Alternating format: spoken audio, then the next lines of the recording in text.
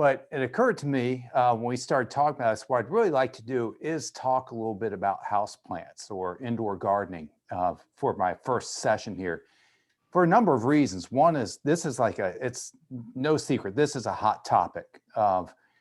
I got started myself in gardening back in the 1970s, and at that time it was with indoor plants, and that's where my interest began on this whole thing. So it was a huge business there, and then we saw a decline. But now there's been this resurgence of interest of people with the indoor gardening, and it's so wonderful to see this. It also means that I've got a lot of people that are new to this and just getting started. And when I get these inquiries at the plant clinic, and through the emails and everything, most of what I am seeing when it comes to growing plants indoors and having questions, having issues with it, most of what I'm seeing is just the basics. It's just a matter of getting the right environment that's there, the right temperatures, the right amount of lighting. It's a matter of getting our watering correct. What I see going on is not huge epidemics or anything going out there. It's just more people taking an interest in this, getting started. And let's face it, with the pandemic and lockdowns and limited options, it's just kind of pushing people or incentivizing people to get started on indoor gardening. So what I really want to do is talk to you a few minutes about lighting. As I often present it, plants, the basics are, hey, they need sun, they need water, and they need nutrients. And if we can provide that, they pretty much take care of the rest on their own. Where this becomes a little more challenging is in an indoor environment. We can manage the nutrition with fertilizer applications. We are in control of the water just through our watering practices. But where I think I see one of the weakest links in this whole process is providing sufficient light for the plants. And so, we're just, like I said, we're keeping it casual and keeping it real. So I brought this little guest in with me today. And I say, this is what a neglected plant, a plant that's not getting sufficient light looks like. Don't let this be you, right? This is me, I'm confessing, this is a basil plant that I started from a cutting. I'm overwintering. I know it looks pathetic. The difference here is I know why it looks pathetic. It's because it just simply doesn't have enough light. Where I'm trying to grow it, where I have it sitting in my house, it has enough sunlight to live. It's sitting back from a sliding glass window. It gets some reflected light going in there, but the thing is far from thriving. So when a plant is not performing well and it's indoors, many times this is what I think the problem is. The bottom line is, here's a plant that wants to be outside, it wants to be in the long days, it wants to be in sunshine, and I've got it sitting in my house back from the sliding glass doors with less sunlight. There's less photosynthesis. Keep in mind, plants produce food. We don't feed plants, plants feed us. What plants need for the production of that food is the sun's energy. That's what drives the whole thing. So when you put a plant in low light levels, its growth rate slows down, it gets thin, it gets spindly, starts shedding leaves. And so many of us, I get this question, when you bring plants that have been outdoors, they've been outside in the summertime, and you bring them inside, and this is sort of back in October, November time period, many times the initial reaction to that plant is for leaves to yellow, shed, and drop off.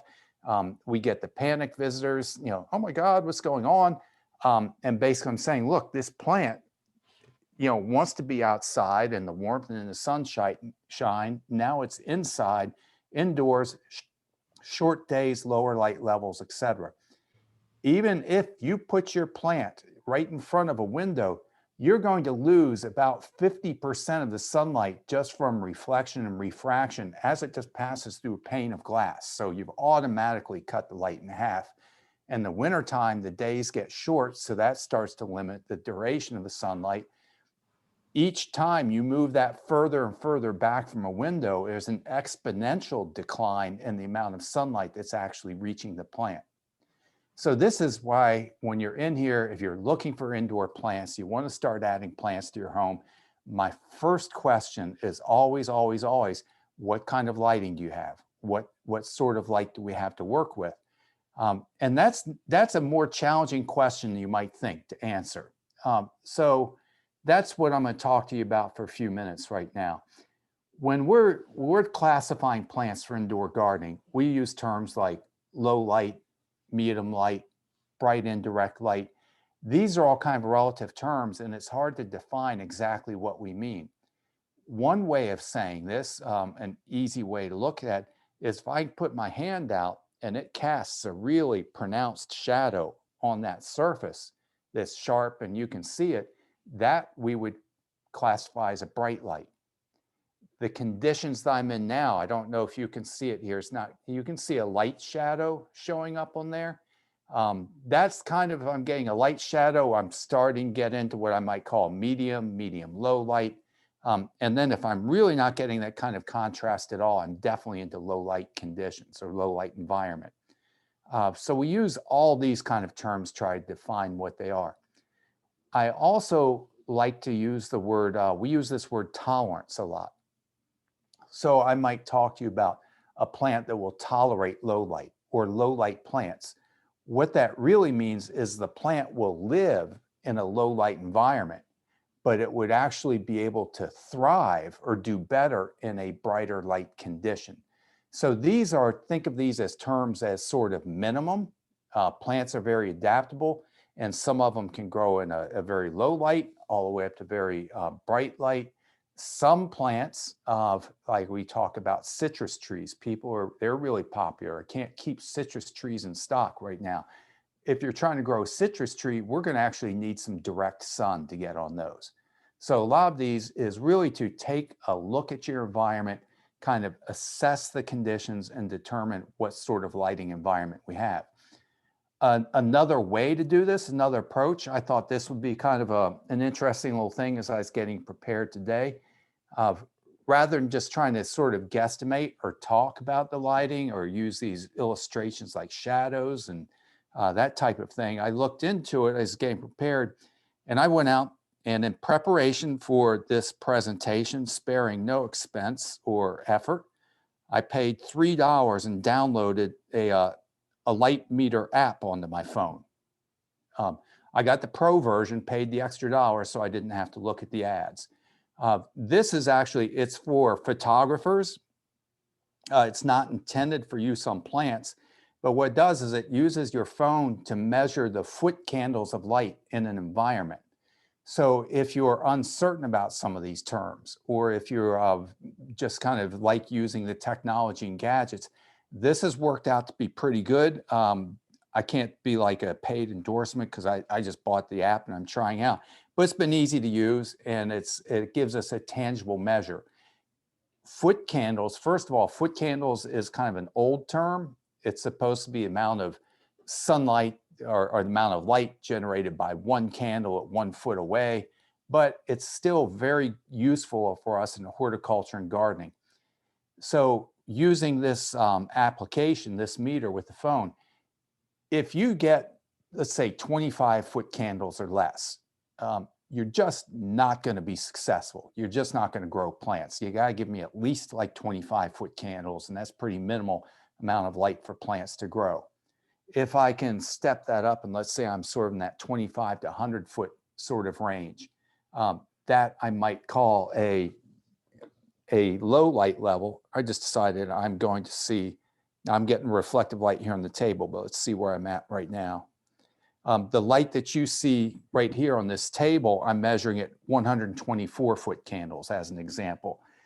So that's still in the low range, but that's getting close to medium. I'm going to say sort of a 100 to 200-foot candle starts getting us up into the medium light, and I really need to get sort of into the medium light and higher, to get into the bright levels.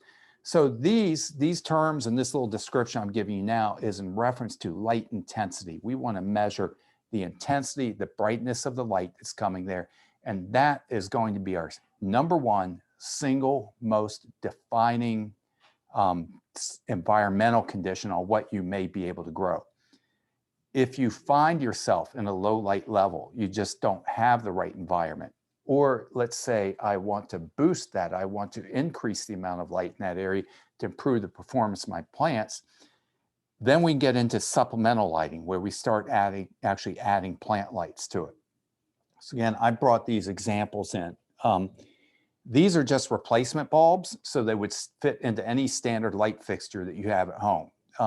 They're not expensive, but what plant lights do, of course, that your household lighting does not do, is they provide the full spectrum.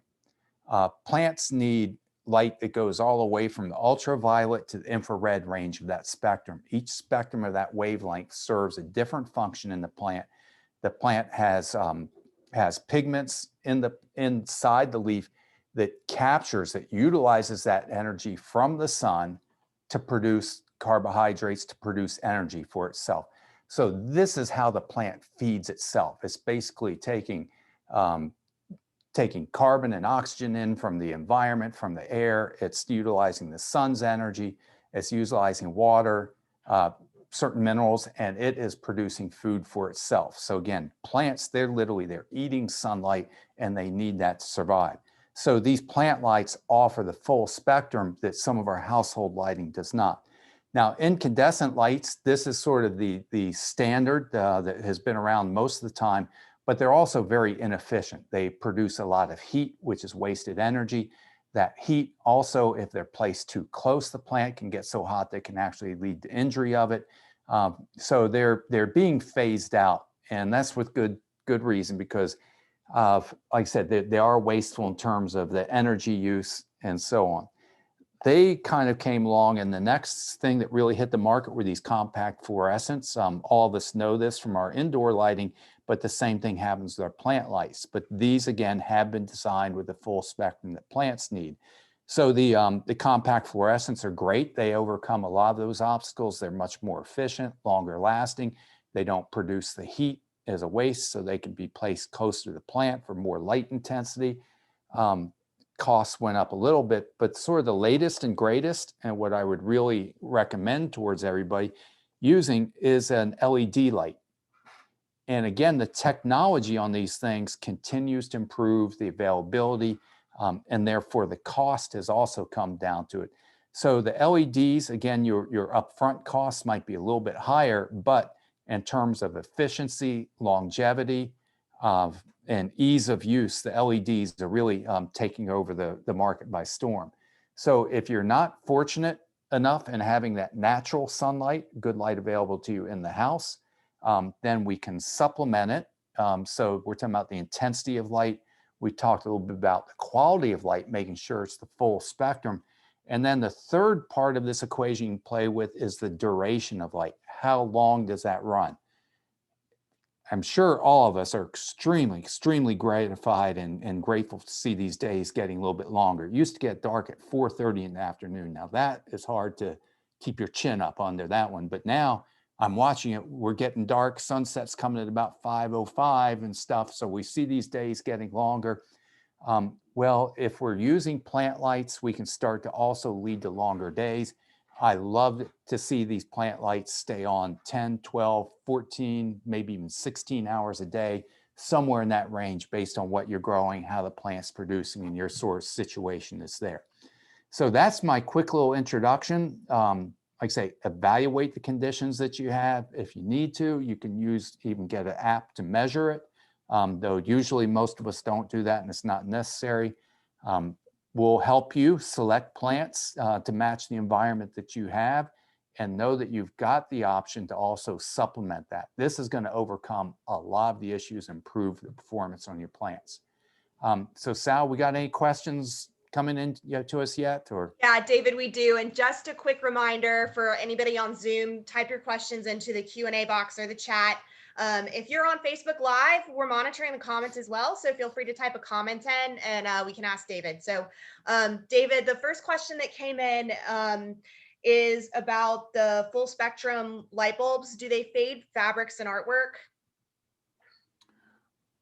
Ooh, that is, I don't know the answer to that. That's a little outside my expertise. I think you need to talk to somebody who has more expertise, with that. I have to think there's a risk of that occurring. I'm just thinking because again, they are providing the infrared light, which I'm guessing could lead to some color fading and those type of things. Or just like when we put plastics outside and the UV light degrades them. Uh, Never experienced that. Good question. I wish I had a better answer for you. That makes Uh, sense. Other than say, I think it's a valid question, and you should talk to somebody that maybe does art restoration work and that type of thing. Yeah, that definitely makes sense. Next, is it a general LED light or is there a specific grow LED light that people should be looking for when they're looking for their Yeah, plants? these are grow LED lights because again, that with the LED, they're able to refine the plant spectrum, and and this is getting a little bit ahead of ourselves, but they will manipulate a little bit the wavelengths that go in there, and you can use this sometimes to induce flowering or keep them in a vegetative state. And professional growers will do this because we can see like manipulating the amount of red light plant gets, for example, can dictate its flowering qualities as opposed to the blue lights, keeping them more in their vegetative. And so there's ways the professional commercial growers use this to their advantage.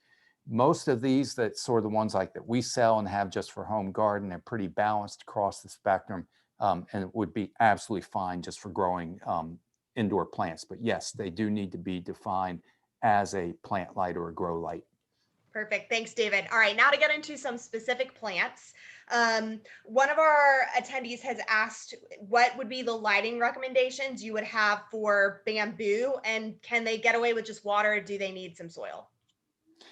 Um, so I'm going to answer your question, but that kind of leads me into just as an example. One of the things like behind me, I brought this in. It's one of my favorites. This is a ZZ plant, sometimes called a cardboard palm. Uh, I say my favorites because it's pretty. It always looks beautiful. Treat it almost like a cactus, where it actually, we let it go dry in between waterings. I brought this little one up because that guy's too heavy to move, but it illustrates this plant. I grew it for about 3 or 4 years in my home where it got no direct sun. It was basically in a low light environment off of reflected light only. It lived, it was scraggly, it was thin, but it survived. I've also seen this plant grown down in the islands in full on blazing hot sun. So plants can adapt and will adapt to the environment that they're grown in. Generally speaking, many of these plants, if we can get more light to them, the better they will do. So back to your question about bamboo. The bamboo is, or like the bamboo palm, that's what I'm going to call a medium to bright light plant. If you put them in low light, they just kind of languish. They live, but they don't really grow. They get thin, they get sparse, they get spindly, they get susceptible to other problems and go in a gradual decline. If you can even get that into a really bright condition where it maybe even gets a couple hours of direct sun, so much the better. So again, long-winded answer here, but if we go from a medium light, which I'm just saying is like a minimum of like 200-foot candles, or the conditions that I'm in here today, which again is a little hard to see. Anywhere from like we are now is sort of the minimum. And if you can go up there to where you can get a little bit of bright sun, they'll do much better in those conditions. I find them to be a little temperamental as far as caring. I think you'd mentioned something about the watering and the soil. I think they do better in a very well-drained soil, even in a cactus and succulent mix for growing palms. And basically you want to water them really well, let them get sort of just slightly dry, not completely dry, and then water them really well in between. So a good cactus succulent mix works well, keep them in very bright light. They like humidity. That's not, in my book, the easiest indoor plant to grow. If you got the right conditions, they're beautiful, go for it. But if you're just getting started, you might want to go with a Dracaena or something that's a little more reliable. All right, I think I got all that. Thanks, David. And I just want to say, just for a moment, we have a lot of questions coming in, so I want to thank everybody for that. We'll get to as many as we can. If we can't get to your question, if we don't have time, just want to go ahead and reiterate we're available afterwards. You can send us an email, send us a message. So just want to go ahead and say that now. But this next question is about Thanksgiving cactus. This person has one that's in indirect light. It looks great. She has ones that are in direct sunlight, and they're turning yellow. So does that mean that they can't handle, do they have too much light? Is that probably the cause of that? Good. So thank you, Sally. I want to explain. I can't see how many questions are on out there. So I got your message, Sally. I got to pick it up. I got to stop being so long-winded. I just like to let everybody No, thank you for the clue. I need that direction. But back the Christmas cactus. Yeah, keep in mind that cactus is a tropical cactus. Most of the time we're thinking of desert cactus that grow out in the hot sun. This plant is an understory plant that grows under the protection and canopy of other trees. It also, you can allow it to go slightly dry between waterings, but it's not like a desert cactus that you let go completely dry. So my guess is that if the one that's out in a sunny environment, if you were to just, really keep it out of any direct sun, keep it very bright, indirect light, allow it to go a little bit dry, but not completely dry between waterings, you'll start to see it improve. Thanks, David. All right, next question is about the placement of the grow lights. Can you talk a little bit about how close you should be placing the light bulbs to the plants? So generally, the closer you can place that light bulb, the better, the higher the light intensity. Again, as you move further from the plant, it's almost this exponential decrease in the amount of light that's there. Again, with the old incandescent lights, that became an issue because if you place it close to the plant, the heat would actually scorch or burn the plant. These fluorescent and LED lights, we don't have that issue. Again, I'm just using this as an example. So this is just an 8-watt bulb. It's kind of a low intensity light. If I can be within, let's say, 2 to 3 feet of the plant, I'm probably okay with this. If that light's going to back further away from it, then we're going to go higher to like a 16-watt intensity. So these lights, they come in different wattage and sizes. And so, yeah, as you move further from the plant, you've got to go basically to a stronger light bulb. Thanks, David. Here's the next question. Would rosemary grow better under a grow light versus in front of a window? Rosemary, again, is a bright light, full sun kind of plant. It can be a little bit of a challenge to grow indoors. So I'm going to say, if I have a sun with a sunny window, meaning direct sun, where that sun's coming straight on and I can keep in that windowsill, that's sort of the minimum amount of light that I want. If I'm not able to provide that, then you can start adding supplemental lighting, but that's a hard one to grow indoors. A lot of times we're just trying to survive through the winter time till we can get it back outside into a window box or plant or something like that. That makes sense. Okay, here's another question. Do plants need like sleep? Do they need time without light? They do. Again, that's why I'm not saying 24-hour-a-day sun. To me, 16 hours, maybe 20 hours maximum. But when we're talking about the science of plants, there's both light and dark reactions that's in there. And it also has a lot to do with if the plant's going to flower or not. So it's really best that they do get some what I call rest time. Actually, at night, there's still respiration. There's still breaking down carbohydrates. There's still metabolism going on. But yeah, we want generally, I'm going to say anywhere from like 10 to 16 hours a day of light. We can push those boundaries either way, but that's kind of the range that I'd want to be in. Thank you. All right, next, for the phone app that you showed with the foot candle ranges, right, can those be applied to lighting outdoors? Yes, it has. And this is getting a little off target, but on this, hey, I just loaded it down for my own fun. I mean, so I don't want to sound like an expert, but this one actually has an indoor and an outdoor setting. What I was reading about it was that even though I'm using it indoors, that I should put it on the outdoor setting. And I think this has a little bit, again, to do with the light spectrum that we're working with. But this particular app, and let me get the name of it for you again one time, it's just called Light Meter. That should be easy to remember. It does have both indoor and outdoor settings, but that's more, again, this was for the photographer in mind. We want to set it to that outdoor setting, and that's regardless whether we're using it inside or outside. All right, thank you. Next question is, what type of light do zygocactus require?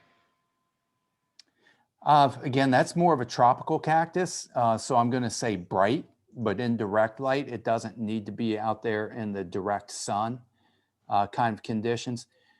Also, some of these cactus, like the zygocactus and the Christmas cactus, if you try and get them to bloom, not exactly what you're asking, but they are sensitive to temperature changes. You think of some of these tropical plants, and what they'll do is they're accustomed to, you might have sort of bright, sunny, warm daytimes, and then the nighttime temperatures cool off. So what's worked for me is if I have a place to grow them outside in the summertime, I'll leave them outside, not in direct sun, again, under a shade or under canopy. Grow them outside during the growing season. As we hit that October time, once it starts to get a little bit chill in the air, give them a sort of a chilling period, bring them back inside, and that usually initiates the flowering. But again, treat that just like you would the Christmas cactus. Great, thank you, David. Okay, so the next question is about balancing fertilizer with the amount of light. Is that something you need to take into consideration? Do you need to change the amount of fertilizer based on the amount of light the plant gets? Absolutely, absolutely. I'm so glad you asked that, because that gives me, I brought my props in hoping I'd have a chance to talk about that. Again, there's a lot of ideas. I always say gardening's like cooking. We have different ideas. There's not an absolute science. The way I look at it is, again, a friend of mine, I heard it, Kyle mentioned one time, he said, you do understand plants don't eat fertilizer. We call it plant food, but think of more of this as vitamins. We're providing minerals that the plant needs to utilize in photosynthesis, energy transport, cell division, so on. So absolutely, if you start pushing the plant a lot of fertilizer, let's say I'm giving it lots of nitrogen, I'm just on a steady, constant feed program, the plant has to utilize that nitrogen. It can't say, no, thank you, I'm full. We just keep pushing more and more nitrogen into it. We're forcing the plant to grow, and we're forcing it to grow sometimes when it's not getting sufficient sunlight. And what we end up do is, the cells get elongated, the cell walls get weak, the plant gets leggy. So absolutely, the amount of fertilizer we use is directly related also to the surrounding conditions. We don't fertilize drought stress plants. We don't need to fertilize plants that are under very low light conditions. If I have really good lighting and the plant is able to utilize these nutrients and increase the growth rate, then the answer is yes, I can increase the amount of fertilizer. So again, just like in the wintertime when the days are a little bit shorter, the humidity's low, temperatures are low, the plant may not be growing as well, we may back off in the amount of fertilizer we do. As those days get longer, lighting improves, those kind of things, the plant becomes more vigorous, then we can increase the amount of fertilizer. So yes, all these things go hand in hand. They don't stand one apart from the other. So thanks for asking that. Thanks, that makes a lot of sense. All right, here's the next question. If you have a large plant like a ficus, is placing one grow light at the top of the plant sufficient, or do you need to have lights at lower parts of the plant? Do you need to have more than one light at the top? What do you recommend? That's a little bit of a judgment call that goes on there. I'm just trying to show this. This is a, you've seen these, they're just like this clamp-on fixture that's here, but basically it's shaped like a bell. So it's trying to concentrate the light to an area that would, probably suffice to cover, I'm saying like a 6-foot ficus. Now, if you put it on there and you see that I'm really not reaching the full canopy, then yes, you might want to put a second light on there. So I don't have an exact answer for you on that. I didn't even bother bringing fluorescent lights in, but for example, the same thing goes with the fluorescent light, which is a tube light. So if we're starting seeds or have small plants, I can have a tube light that distributes that light, say, over a larger or broader area. So I don't know how to say it other than use some judgment. You want to get as much of that canopy lighted as you possibly can. I think these spotlights that have that dome are probably going to be the best option for you. If it's a really large plant and this is not giving sufficient coverage, then you may need to add a second light and so on. That makes sense. And this next question actually follows up pretty well on that, I think. So this person bought, and just so you know, if I'm misunderstanding your question, feel free to write back and let me know. They bought a fluorescent shop light and they put one of the long tube plant bulbs in it. So they wanted to know what the height of that light should be. There was like a tall option and a shorter option. So they were trying to figure out what's the right one or if it matters. Best way I can answer that is the closer the better. Back to if I talk about seed starting, which is a little bit different part of indoor gardening, I'll place that light within inches of those seedlings, and as those seedlings grow up from there. So people use these for African violets, for example, a lot of times plants that stay short. It can literally be within inches of the leaf of that plant. That will give you better light intensity because, as I said, if that light bulb, let's say, is 3 feet away from the plant, you're literally, it's like an exponential growth rate. You're not just diminishing the light 3 times, but it could be something like 30 times lower light in there. So I'm just going to say the closer to the plants, the better. But there's all these practical concerns like, well, now I can't see my plant because it's obstructed by the light, or it just doesn't fit the design of your home or whatever. But if you have the option, always with fluorescent lights, always put it closer. That makes sense. Next question is about succulents. Can you tell us a little bit about how to distinguish between a healthy succulent and one that's stretching? And if you notice that your succulent is stretching, how do you stop it?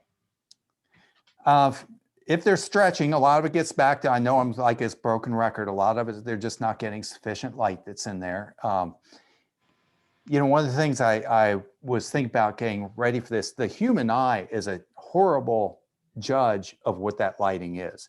Our eyes compensate for the condition that's there. You know this, if you step into a dark room, your lights, your eyes adjust and then you can see better. The same as if you get hit in the eyes with bright headlights, it takes us a minute to adjust. But our eyes adjust to the lighting conditions that are there. So many times we find people that think they have bright light, but they really don't. And that could be a case that's going on with the succulents that are in there. Because again, that's a plant that likes, at the very low, medium to high light conditions.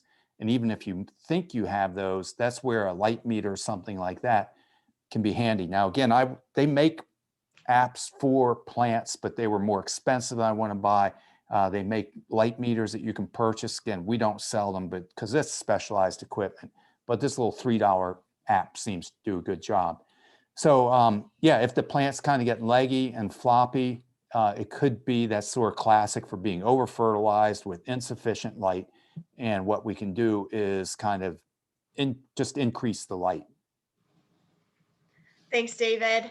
Okay, next question is for the money plant. Can you talk a little bit about lighting requirements for money plant? We've had a couple of people ask about that.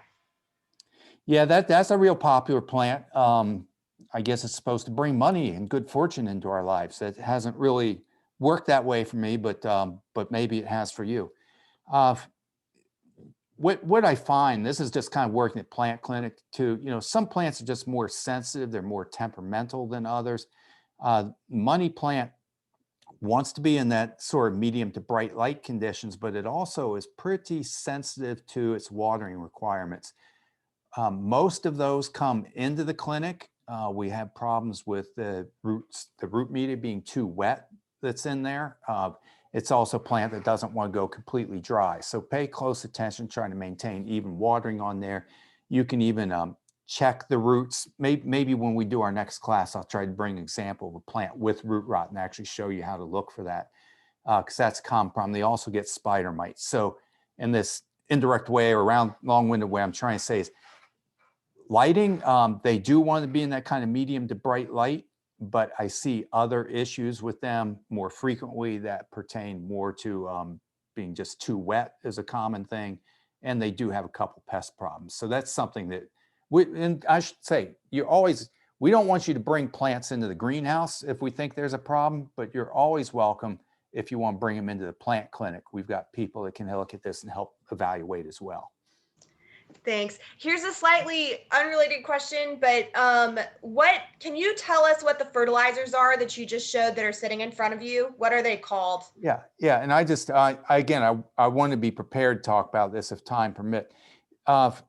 Essentially, so right here, the one from Schultz, this is what I call it's a water soluble fertilizer. It comes with a little eyedropper. It's very easy to use. You just take the little eyedropper, you squirt it in the watering can and use that when you water the plant. So this is a water soluble fertilizer, but what happens is the nitrogen in here, the plant absorbs this literally within about 48 hours, and then it's depleted. And so then you come back and it might be 2 weeks later, or whenever you're watering, you have to replenish it. So the water soluble fertilizers, and let me say, I use these because I like the convenience of it. It allows me to control when I put it on. It also means that I have to remember how to do it. And they tend to be inexpensive. So that's a great way to fertilize plants. And this is just the all-purpose one. They've been around forever, and it's one that I've had good success with. Now, the flip side of that, Osmocote is a timed release fertilizer. Again, what they've done here is that fertilizer has been put inside of a resin. It's encapsulated in a resin. So when I water the plant, the fertilizer leaks out just a little at a time rather than all at once. So now I only have to put this, like this is a 6-month formulation. So I can put these granules in there, and that I don't have to do that twice a year. It kind of self-regulates itself. So it's very convenient. It's easy. At one time, I know it was the world's most popular fertilizer. It may still be. This is technology specifically for container-grown plants. So it's fantastic. But also the price goes up on a little bit because you're using that technology. So again, these are both good options. You can use one, you can use the other, you can use them in tandem with each other. Just depends on how you want to manage it. Thank you. All right, here's our next question. How can we grow a healthy citrus tree indoors? Do you have any tips for that? Ooh, the thing I always, again, this is why we're having this class today. The first thing I'm going to ask about is the lighting that you have. You know, you need literally like a Florida room, you know, a sunroom. I mean, that's a plant.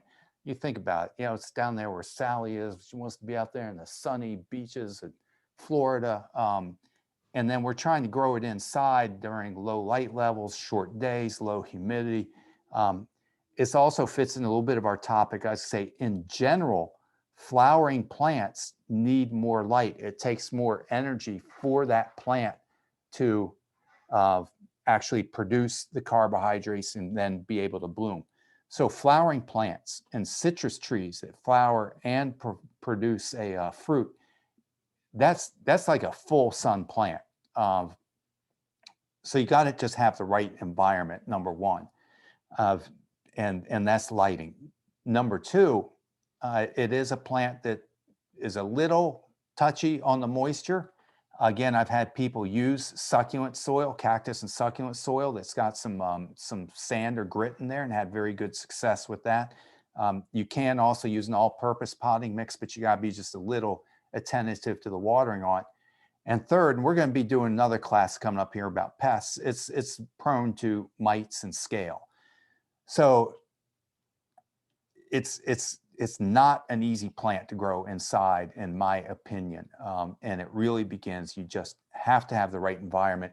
A lot of these plants, like citrus trees, hibiscus, to even extent mandevilla, a lot of these, what we're trying to do is if we just keep them alive, if we can just keep it going during the winter, and then get it back outside on your porch or patio or something like that, I think is ultimately the way to be most successful for that. Or, hey, really go for it and get yourself like a hobby greenhouse, and then you're in business. That would be great. Yeah, I do have a citrus tree growing in my parking lot, so I am lucky. All right, so we have time for a few more questions. So I'm going to try, for those of you who send in questions that don't relate to light, we're probably not going to get to those, but we will be having, as David said, future virtual plant clinics. So feel free to send us an email, give us a call, or sign on in a couple weeks for our next class. So the next question is about basil. Is it possible to grow basil indoors on a windowsill? Can it get enough light? How do you get it enough light? Just some people asking for some advice on that. Yes, so basil is a good herb to be growing inside. It's because we're not really growing it for the flowers. It's just a leafy green, so it doesn't need full-on direct sun. Just needs a really bright and direct light type of condition, and essentially keep it sort of uniformly, evenly moist. I don't do a lot of indoor plants growing myself. I have at different points in my life, but I do grow basil. I just, believe it or not, that little plant, I'll just get it through the winter time, and then I'll be able to revive it come spring. I've been doing this for years. This sad looking plant that I showed you at the beginning, I say it's growing. I should be embarrassed to say this, but it's probably getting 25, 30-foot candles. These are at that level where I say you should almost give up. So I'm just keeping it alive. If I could get a little more sunlight to it, I would actually be harvesting basil. So yeah, it does not need full-on direct sun, but as bright and indirect as you can possibly provide it, and you should be successful. You can also grow from seed if you just want to start that way, but yeah, that's definitely one of the more doable plants inside. Thanks. And here's actually a next question about seeds. This person has plants that they brought inside. They have those plants under grow lights. Now they want to start seeds. So their question is, can they move the plants into the windows, and so that they can start their seeds under the grow lights, or will that negatively affect the plants under the grow light? Do they need that extra stuff? Well, keep in mind, plants have to adapt to the environment they're growing in. I always, when I'm talking about moving plants inside and out all the time, I say it's just like, let's think about ahead to this spring. If I got plants that have been growing indoors under low light, artificial light, and then I pop them out into the full sun, that's no different than if I fly down to Cancun and try to lay out on the beaches, right? I'm gonna get sunburned. I have not acclimated or adapted to that. And it goes in reverse also. So if you're ready where you need those lights to start your seedlings, you can take the plants that you have now and put them in the windowsill. You will probably see them react adversely to that, meaning that, okay, I'm guessing if they get less sunlight in the window, they'll probably slow down their growth. You may get a little bit of yellowing, shedding leaves, but that's kind of part of the process because they're just not getting that. You know, like today is so cold and windy out there. Just make sure also up against the window, we can get chills and drafts. So it either needs to be a plant that's tough and can withstand that, or you may also need to back it off a little bit from the window, provide a little bit of insulation against temperature extremes as well. Thanks, David. All right, this is going to be our last question. If you notice, if you've placed a plant or a vegetable, something under a grow light, and you notice that it's getting leggy, is there a way to remedy that? Again, here I'm like a broken record. It's more light. You know, that's like plants. Again, they to me, the thing is amazing is I use this word, they eat sunlight. You know, what else can do that? They're taking, you know, energy, photons of energy that we can't even see, and they're taking that and converting it into life. It's pretty amazing, but they really need that light to do it, and they're probably getting leggy because it's insufficient. So you're either, if you have it lights, you could try leaving them on for a longer duration. You could try moving it closer to the plants. If none of this is possible or working, then you need to think about getting more light, just buying another light. All right, thank you so much. So it's 2:45, so that's all of our time for today. So I just want to say a quick note. If you are on Facebook, we will be hosting these again. Our next class is in 2 weeks. It focuses on houseplant pests. If you have any comments and you're on Facebook or you have questions, please please feel free to send us a message or to email us at service@mgcmail.com. If you are on our Zoom account, you can hit reply to any of the emails you've received from us. That goes to me. You're welcome to call our stores, email anything. If you're on Facebook, obviously you can call too. So I just wanted to put that out there. If you guys have any feedback for us, this is our first virtual plant clinic. So we want to hear from you about how this was for you, what we can do in the future. We're all really excited about getting these started for you all. I know we've been looking forward to it. So David, before we wrap up, do you have anything you'd like to close with? I really want to thank everybody for being here. This is great. I'm sure we'll do more of it. I'm going to try to be a little more direct and less wordy, but hey, we'll keep getting better. So stay tuned, keep coming back. All right. Thank you so much, everybody. We look forward to seeing you again in a couple weeks. Have a great afternoon, and thank you, David. Thank you. All right.